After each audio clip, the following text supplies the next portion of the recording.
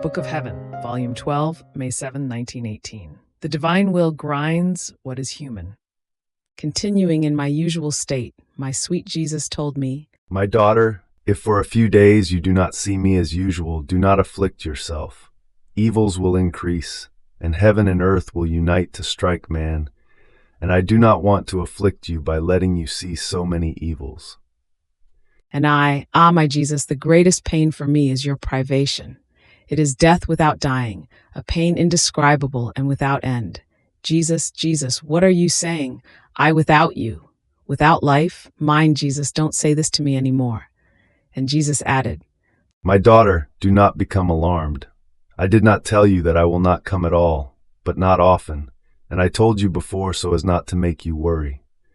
My will compensate for everything, because in my will the human remains ground down, and I extract the flower, the fruit, the crafting of my will, and I place it together with me to live common life.